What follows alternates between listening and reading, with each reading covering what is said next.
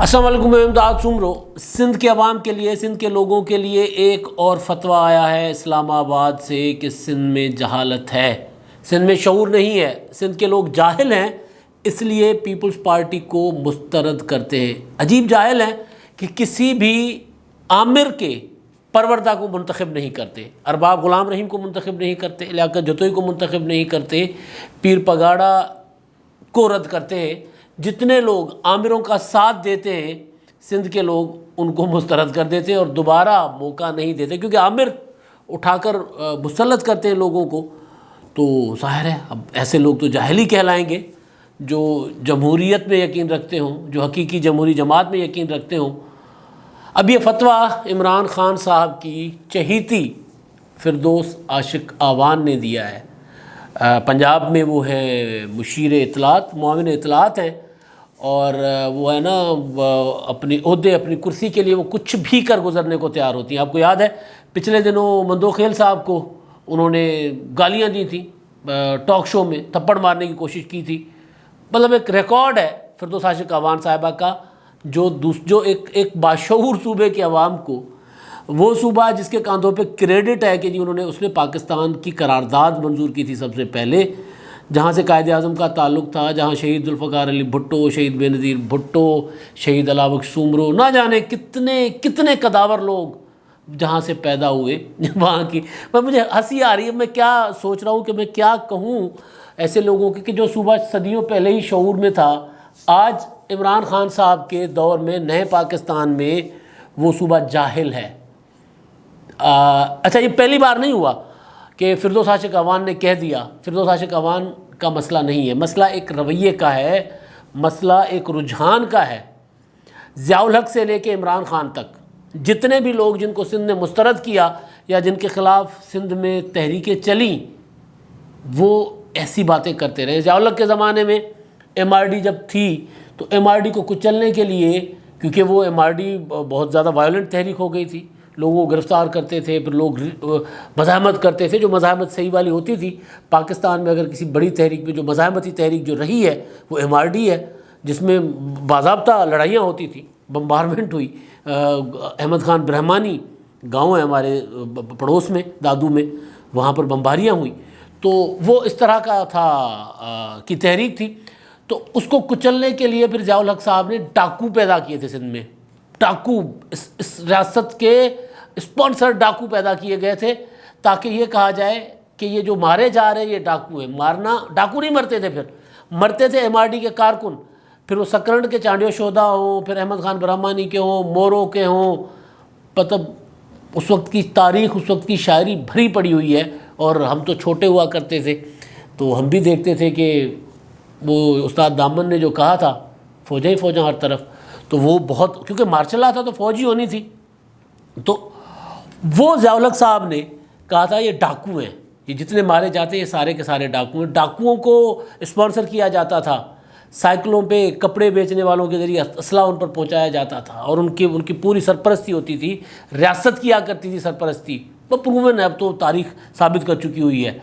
تو اور ایک پوسچر بنایا گیا کہ سندھی ہوتے ہی ڈاکو ہیں سندھی۔ اب عمران خان صاحب نے ایک طریقہ واردات یہ ڈالا کہ مجھے یاد ہے کہ جو 2018 کے انتخابات میں جب وہ وہاں پر جاتے تھے تو سندھ میں وہاں پر جب جلسے کرتے تو کہتے ہیں جاہل لوگ پیپلز پارٹی کو ووٹ ڈالتے ہیں۔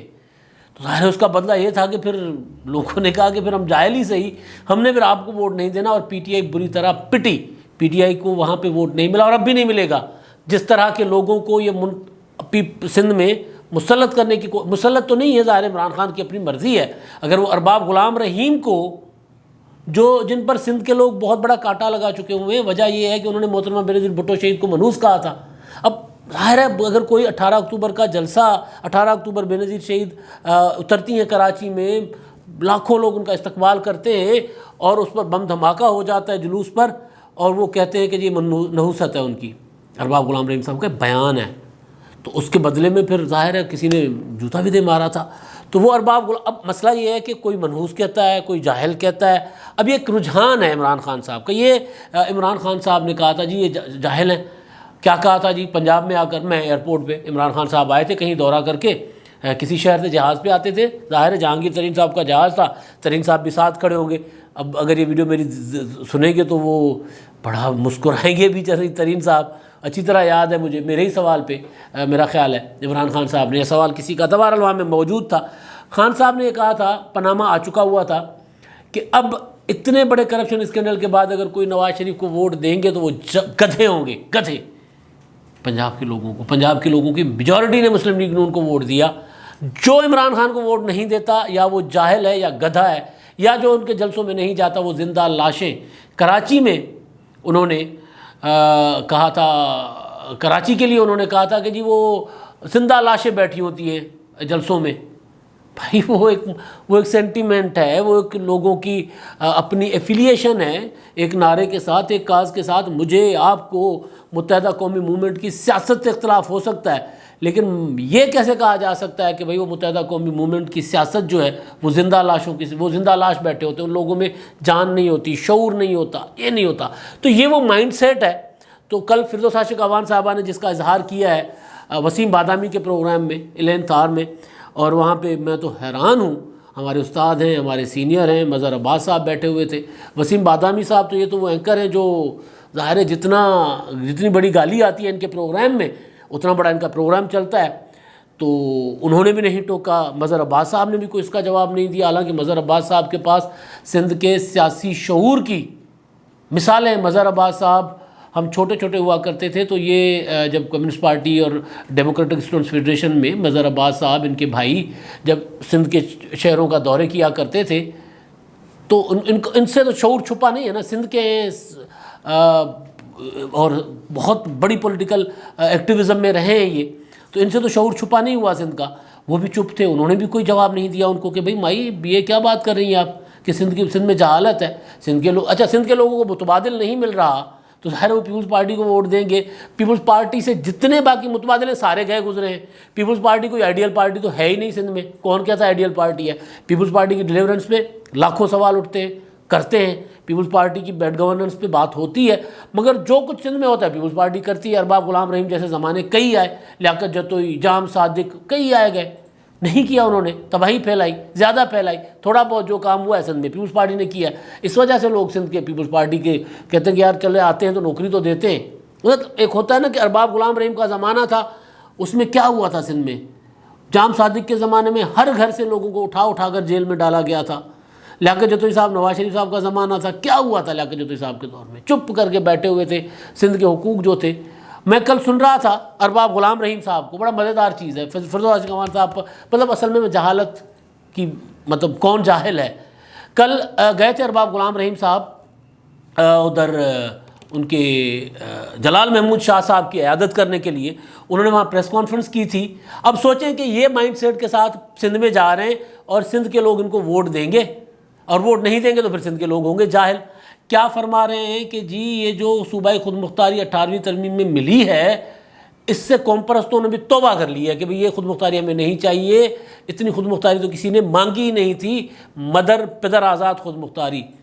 سندھ کے لوگوں کی سب سے زیادہ جو تحریک رہی ہے وہ صوبے کے وسائل اور خود مختاری کے اوپر رہی ہے. اب اگر ان کو سندھ کے لوگ ووٹ نہیں دیں گے، جو نیا ہیرا عمران خان صاحب نے تراش کر سندھ بھیجا ہے، پرویز مشرف سے باہر عمران خان صاحب کی پولیٹکس جا ہی نہیں رہی، ضیاء الحق سے باہر جا ہی نہیں رہی. ارباب غلام رحیم صاحب اب وہ وہاں پر بیٹھ کر وہاں میڈیا کے سامنے یہ پریس کانفرنسز کر رہے ہیں، تو یہ ظاہر ہے پھر اس کا بدلہ تو جاہل لوگ پھر دیں گے نا، جن کو پتہ ہے کہ بھائی وسائل، ساحل، وسائل، اپنی معدنیات جس پر وہ ابھی تک جن کی تحریکوں کا مرکز ہے، وہاں پہ ظاہر ہے اگر اس طرح کی بات کریں گے کہ جی یہ خود مختاری، صوبائی خود مختاری واپس لے لیں، اور پھر وہاں پر چاہے ذوالفقار مرزا ہو، فہمیدہ مرزا ہو، سندھ کے پانی کی بات ہوتی ہے تو وہ دوسری لائن میں کھڑے ہوتے ہیں. سندھ کا کیس پانی کا سندھ حکومت ٹھیک کہہ رہی ہے، غلط کہہ رہی ہے، لیکن یہ کہنا کہ جناب وہ پانی جو ہے وہ ضائع ہو جاتا ہے سمندر میں جا کے، اور ان کے ساتھ جا کر کھڑے ہو جانا، تو پھر سندھ کے لوگ تو پھر جاہل بنیں گے، پھر وہ تو ان کو ووٹ نہیں دیں گے. تو بہرحال اب میں سوچ رہا ہوں کہ جاہل سندھ کے لوگ ہیں یا حکمران ہیں. مندوخیل صاحب والی میں نے آپ کو بات بتا دی. عظما بخاری صاحب کے ساتھ گالم گلوچ کیا تھا اس فردوس عاشق اعوان صاحبہ نے.